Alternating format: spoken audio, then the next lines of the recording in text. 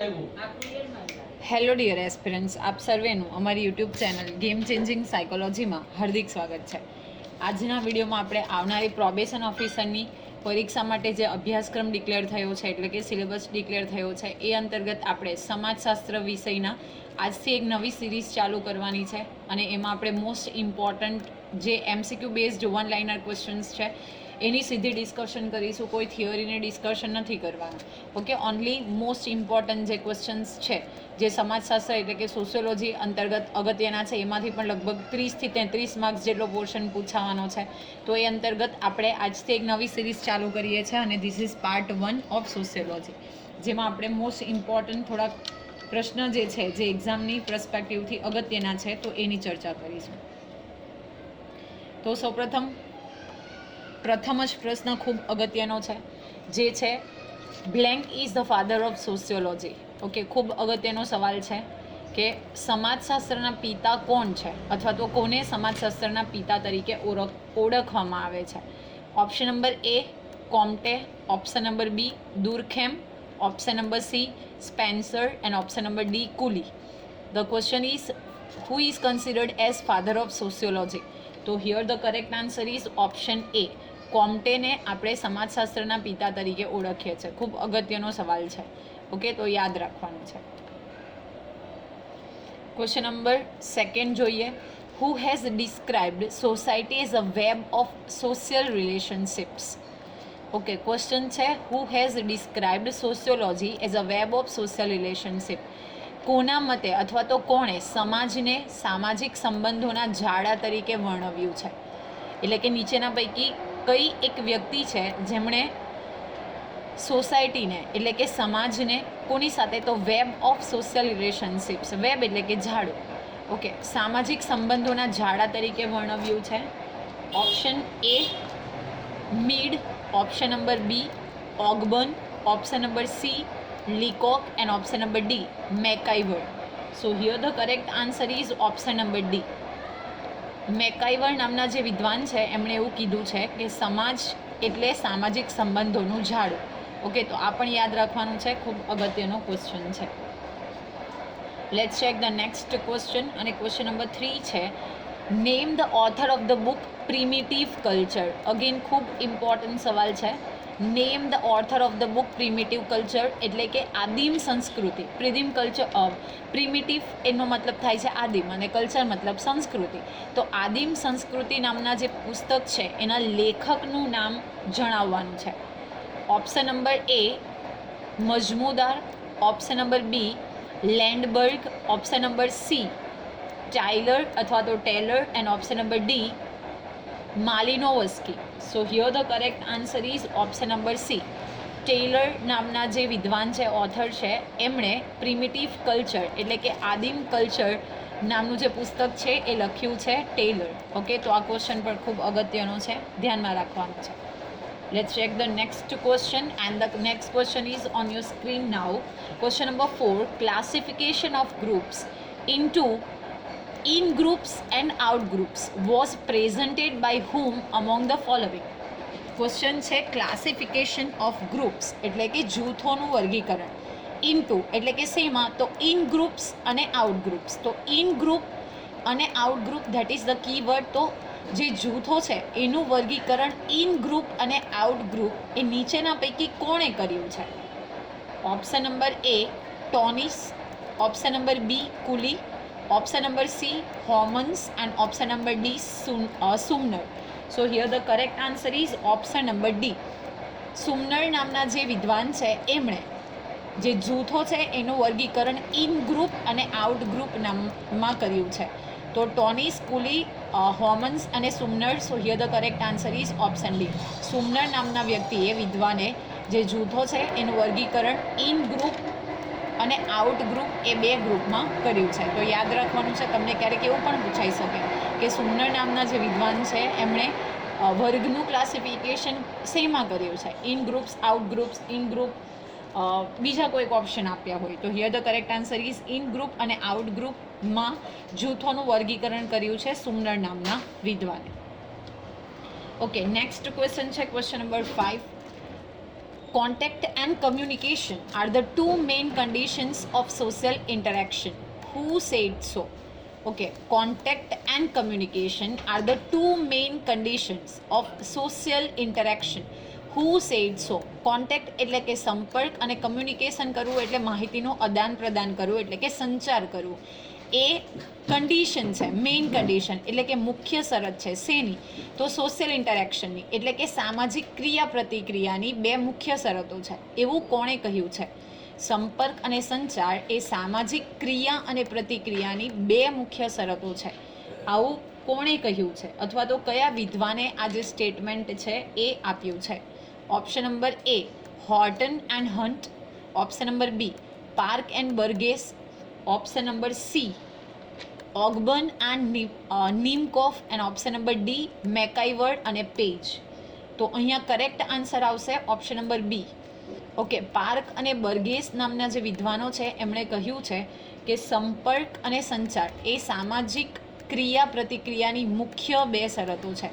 ખૂબ અગત્યનો છે, યાદ રાખવાનો છે. પાર્ક અને બર્ગેસ નામના જે વિદ્વાનો છે એમણે સંપર્ક અને સંચારને સામાજિક પ્રતિક્રિયાની બે મુખ્ય શરતો તરીકે વર્ણવી છે. નેક્સ્ટ ક્વેશ્ચન ચેક કરીએ અને ક્વેશ્ચન નંબર 6 છે, which of the following is not a characteristic of primary group? Okay, answer આપવાનો છે નોટ, એટલે કે નીચેના પૈકી કયું એક લક્ષણ છે જે પ્રાઇમરી ગ્રુપનું નથી, એટલે કે પ્રાથમિક જૂથનું લક્ષણ નથી? ઓપ્શન નંબર એ ઇન્ટિમસી એટલે કે આત્મીયતા, option number B closeness, option number C familiarity અને ઓપ્શન નંબર બી ઇમ્પર્સનાલિટી. નીચેનામાંથી કયું એ પ્રાથમિક જૂથનું લક્ષણ નથી? આત્મીયતા એ છે, નિકટતા પણ છે, પરિચય પણ છે, પરંતુ નૈતિકતા એટલે કે ઇમ્પર્સનાલિટી જે છે એ પ્રાથમિક જૂથનું લક્ષણ નથી. So here the correct answer is option number D. Okay, next question તરફ નજર કરીએ તો ક્વેશ્ચન નંબર 7 જે છે, which of the following will you categorise as achieved status? Question છે, which of the following is will you categorise as achieve status એટલે કે તમે નીચેનામાંથી કયું એક ફેક્ટર છે જેને પ્રાપ્ત સ્થિતિ તરીકે વર્ગીકૃત કરશો? અચીવડ એટલે કે પ્રાપ્ત થયેલું, એના આધારે વર્ગીકૃત કરશો. ઓપ્શન નંબર એ છે gender, option number B age, option number C marital status and option number D that is caste. વર્ગીકૃત કરવાનું છે પ્રાપ્ત સ્થિતિ તરીકે તો લિંગ, ઉંમર, વૈવાહિક દરજ્જો and option number D is જાતિ. તો here the correct answer is option number C. વૈવાહિક સ્ટેટસ જે છે એને આપણે એક પ્રાપ્ત સ્થિતિ તરીકે વર્ગીકૃત કરીશું. નેક્સ્ટ ક્વેશ્ચન જોઈએ તો નેક્સ્ટ ક્વેશ્ચન છે, which among the following is an informal method of social control? Okay, નીચેનામાંથી કઈ મેથડ એટલે કે પદ્ધતિ એવી છે કે જે informal method of social control એટલે કે સામાજિક નિયંત્રણની અનૌપચારિક પદ્ધતિ છે? બે પદ્ધતિ આવે, ઔપચારિક અને અનૌપચારિક. તમને ક્વેશ્ચન પૂછ્યો છે ઇનફોર્મલ એટલે કે અનૌપચારિક પદ્ધતિ તમારે જણાવવાની છે. ઓપ્શન નંબર એ કસ્ટમ્સ એટલે કે રીત રિવાજ, ઓપ્શન નંબર બી કોર્સિયન એટલે કે બળજબરી, ઓપ્શન નંબર સી લો એટલે કે કાયદો and option number D is education. તો જો ફોર્મલ હોય તો બેઝિકલી જે બળજબરી, કાયદો અને શિક્ષણ જે છે એ ઔપચારિક પદ્ધતિ છે, જ્યારે કસ્ટમ્સ એટલે કે રીત રિવાજો છે જે આપણને પરંપરાગત મળે છે તો એ જે છે એ અનૌપચારિક, નિયંત્રણ માટે અનૌપચારિક છે. ઓકે, તમે બળજબરી અટકાવી શકો, કાયદો નવો બનાવી શકો, શિક્ષણ આપી શકો, પણ કસ્ટમને ચેન્જ કરવા એ અનૌપચારિક પદ્ધતિ છે. તો here the correct answer is option A customs એટલે કે રીત રિવાજો. Let's check the next question અને નેક્સ્ટ ક્વેશ્ચન જે છે ક્વેશ્ચન નંબર 9 એ છે, studies of social interaction groups etcetera belong to blank sociology. આ પણ અગત્યનો સવાલ છે. સ્ટડીઝ ઓફ સોશિયલ ઇન્ટરેક્શન એટલે કે સામાજિક ક્રિયા અને પ્રતિક્રિયા, ગ્રુપ્સ એટલે કે જૂથો, એક્સિટ્રા બિલોંગ્સ ટુ બ્લેન્ક સોશિયોલોજી. તો એનો અભ્યાસ જે છે એ સમાજશાસ્ત્રનો બ્લેન્ક પાર્ટ છે, અથવા તો સામાજિક ક્રિયા પ્રતિક્રિયા અને જૂથો વગેરેનો અભ્યાસ એ ખાલી જગ્યા સમાજશાસ્ત્રનો પાર્ટ છે. Option number A urban, option number B macro, option number C applied and option number D micro. તો કરેક્ટ આન્સર થશે માઇક્રો સોશિયોલોજીનો એક પાર્ટ છે. અર્બન સોશિયોલોજી, મેક્રો સોશિયોલોજી કે એપ્લાઇડ સોશિયોલોજી? શહેરી, મેક્રો કે લાગુ થયેલી સોશિયોલોજી? આ આન્સર નહીં આવે. Correct answer is option number D, micro જે સોશિયોલોજી છે એનો પાર્ટ છે. નેક્સ્ટ ક્વેશ્ચન જોઈએ. Question number 10. A role is the blank aspect of status. Okay, question છે a role is the blank aspect of status, એટલે કે ભૂમિકા એ સ્થિતિનું બ્લેન્ક પાસું છે. Option number A counter, option number B dynamic, option number C static and option number D latent પાસું છે. So here the correct answer is option number B dynamic પાસું છે. તો ભૂમિકા એ જે તે સ્થિતિનું કેવું પાસું છે? ડાયનેમિક પાસું છે. તો આ ક્વેશ્ચન પણ અગત્યનો છે. નેક્સ્ટ ક્વેશ્ચન તરફ નજર કરીએ. Question number 11 is weber conceived the sociology as a comprehensive science of social blank. જે વેબર નામના વિદ્વાન છે એમણે, તો Weber conceived of sociology as a comprehensive science of blank, તો વેબરે સમાજશાસ્ત્રની કલ્પના સામાજિકના વ્યાપક વિજ્ઞાન તરીકે કરી હતી. એટલે કે શેના સામાજિક વ્યાપક વિજ્ઞાન તરીકે કરી હતી? ઓપ્શન એ ગ્રુપ્સ એટલે કે જૂથોના, ઓપ્શન નંબર બી એક્શન એટલે કે ક્રિયાના, ઓપ્શન નંબર સી ઇન્ટરેક્શન એટલે કે ક્રિયા પ્રતિક્રિયાના, and option number D institutions એટલે કે સંસ્થાના. તો વેબરના મતે સમાજશાસ્ત્રની જે કલ્પના છે એ કયા સામાજિકના વ્યાપક વિજ્ઞાન તરીકે કરવામાં આવી છે? તો અહીંયા કરેક્ટ ઓપ્શન આવશે બી એક્શન એટલે કે ક્રિયાના એક વ્યાપક વિજ્ઞાન તરીકે વેબરે સમાજશાસ્ત્રની કલ્પના કરી છે. આપણે સોશિયોલોજીમાં પણ એટલે કે સમાજ કાર્યમાં પણ આ ટોપિકની ડિસ્કશન કરી છે કે વેબરના મતે જો સામાજિક કાર્યની એટલે કે સમાજશાસ્ત્રની કલ્પના કરવામાં આવે તો એ એક્શન એટલે કે ક્રિયાનું વ્યાપક વિજ્ઞાન છે. તો અગેન આ ઇમ્પોર્ટન્ટ ક્વેશ્ચન છે કે વેબરે સમાજશાસ્ત્રની કલ્પના જે છે એ ક્રિયાના સામાજિક વ્યાપક વિજ્ઞાન તરીકે કરી છે.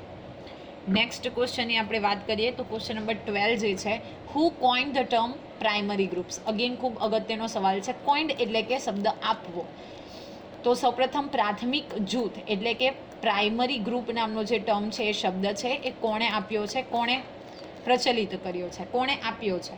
Okay, option number A Comte, option number B Linsberg, option number C Cooley and option number D Gisbert. તો અહીંયા કરેક્ટ આન્સર આવશે ઓપ્શન નંબર સી. કુલી નામના જે વિદ્વાન છે એમણે જે ટર્મ છે પ્રાઇમરી એને કોઇન્ડ કર્યો છે, એટલે કે પ્રાથમિક જૂથ જે શબ્દ છે એ કુલી નામના વિદ્વાને આપ્યો છે. તો આશા રાખું છું કે આજે જે આપણે સોશિયોલોજીના ઇમ્પોર્ટન્ટ ક્વેશ્ચનની ચર્ચા કરી એમાં તમને સમજ પડી હશે, અને આવા જ વિડીયોની વધુ અપડેટ્સ માટે તમે અમારી યુટ્યુબ ચેનલ ગેમ ચેન્જિંગ સાયકોલોજીને સબસ્ક્રાઈબ કરી શકો છો. Thank you for watching the video. Have a nice day.